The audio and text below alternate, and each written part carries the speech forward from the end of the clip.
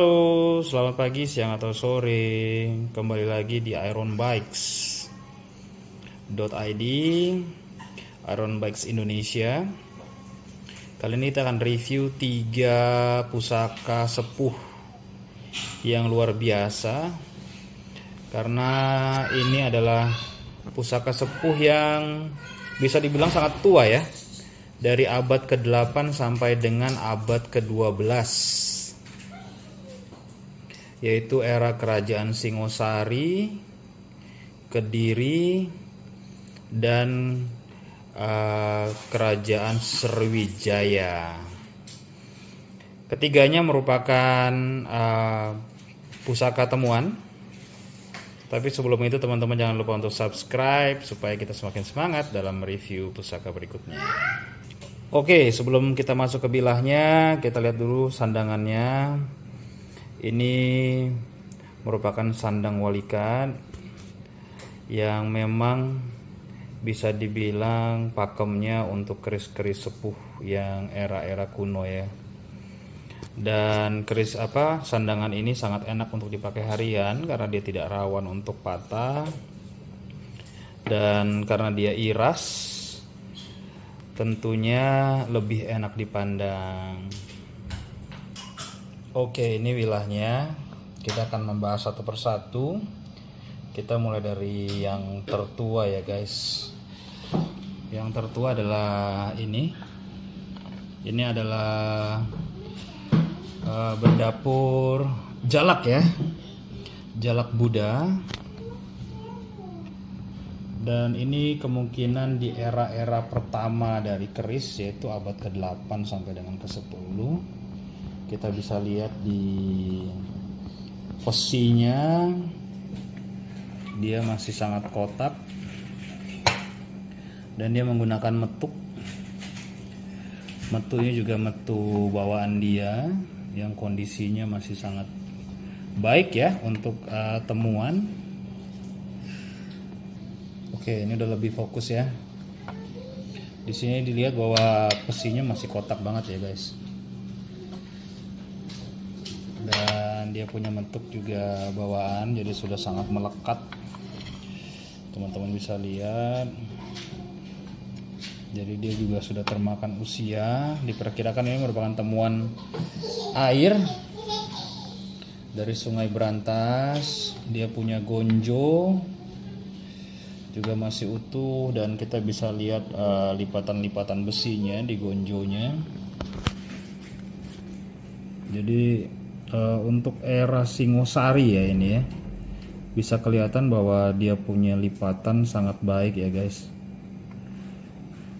yang menyebabkan keris ini bisa bertahan di dalam sungai dengan jangka waktu yang cukup panjang. Teman-teman juga bisa lihat di sini ada yang terkorosi. Ini juga terkorosi, banyak bagian yang terkorosi. Tapi karena besinya sangat pulen dan lumer, bisa dibilang ini masih dalam kondisi yang cukup utuh.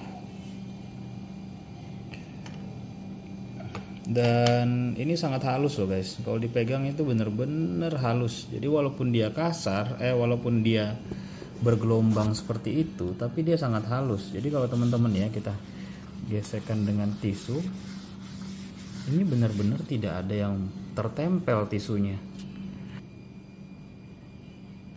karena sangat halus. Kita lihat baliknya lagi. Baliknya pun juga demikian.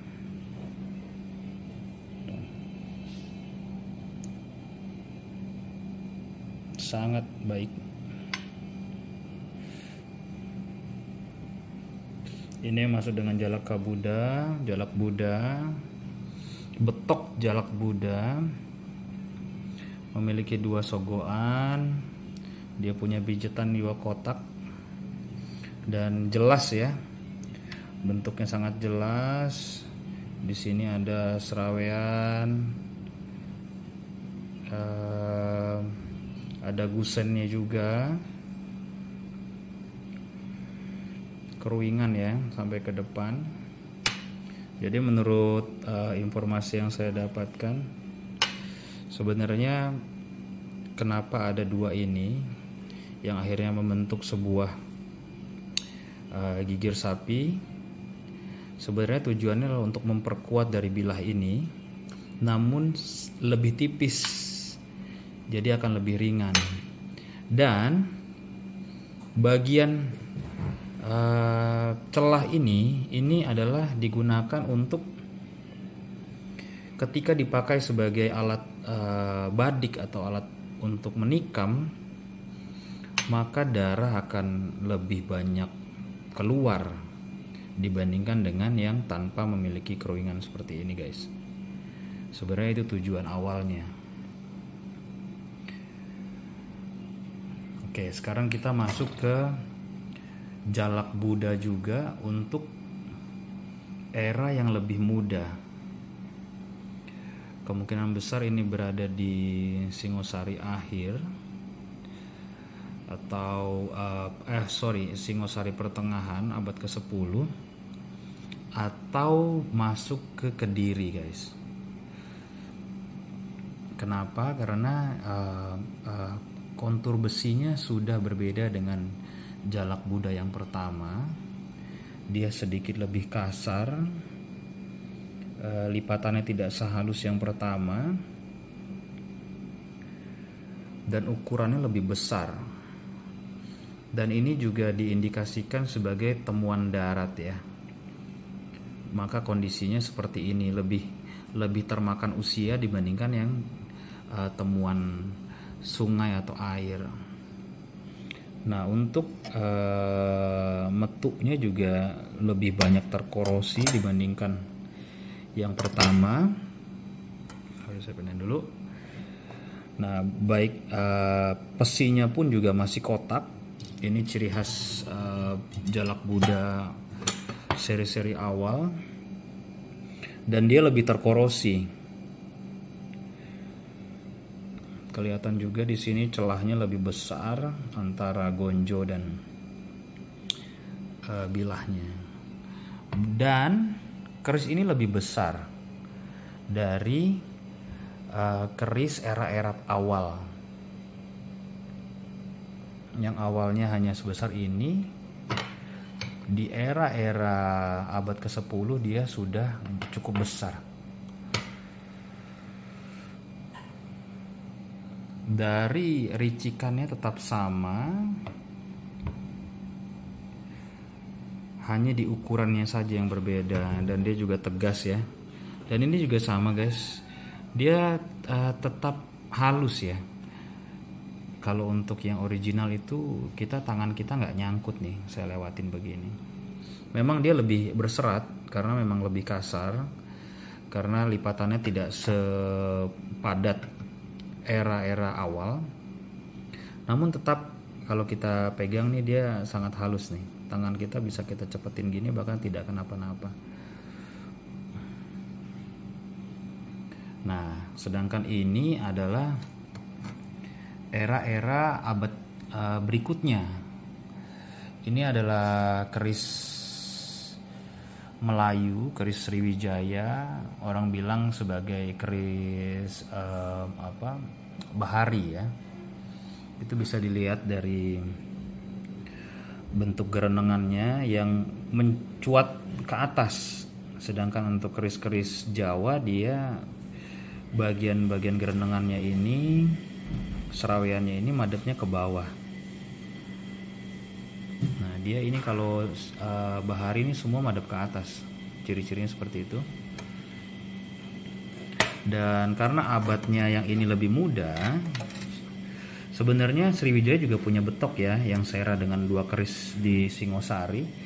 Cuma ini kita dapat temuannya yang Sriwijaya untuk abad ke-10 sampai 12. Jadi kita bisa lihat di pesinya itu sudah mulai ada sedikit oval ya, sedikit bulat ya. Masih kotak tapi sedikit lebih bulat. Dan di Sriwijaya juga ciri-cirinya Bahari ini seperti ini, guys. Sorry saya fokusin dulu. Nah, dia ada garis-garis ini nih. Ini tidak ada di keris-keris Jawa. Untuk ricikannya juga masih sama dengan Buddha, Kabuddha.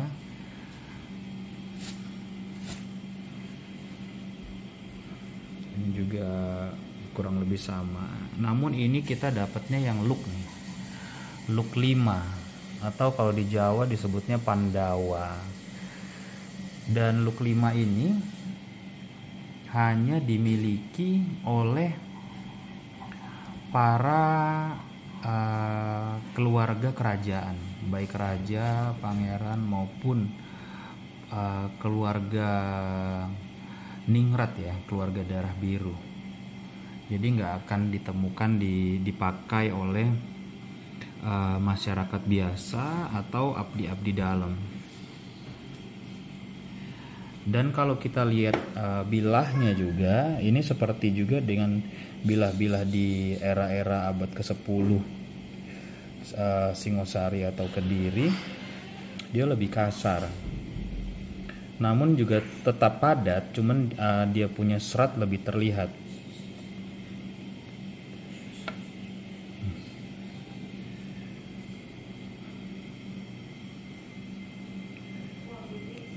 Seperti halnya juga keris-keris Kediri. Dan bilahnya juga cukup besar jika dibandingkan dengan bilah dari keris-keris jalak Buddha di era-era awal Singosari.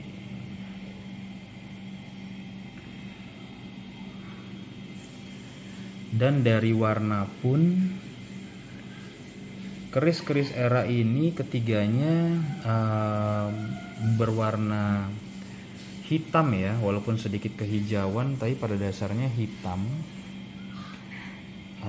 Kelengan, walaupun sebenarnya kalau kita lihat lebih dekat itu sebenarnya dia ada pamor-pamornya guys.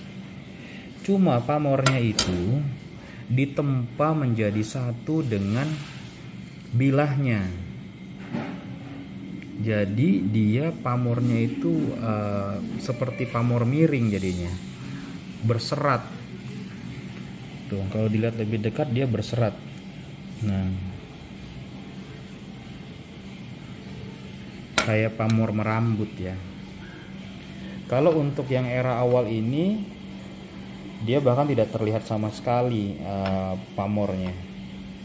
Benar-benar seperti besi tempa dengan satu bahan ya. Baik di era pertengahan pun demikian, belum terlihat adanya pamor sama sekali.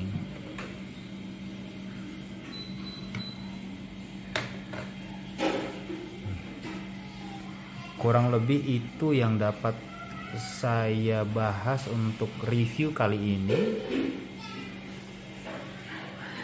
Dan ini adalah merupakan salah satu koleksi yang dimiliki Iron Bikes.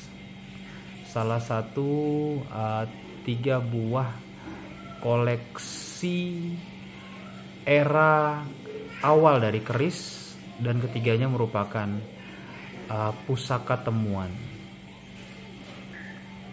Sampai jumpa di Iron Bikes review Iron Bikes berikutnya. Sekali lagi jangan lupa untuk subscribe supaya kami semakin semangat dalam review pusaka berikutnya. Wassalam.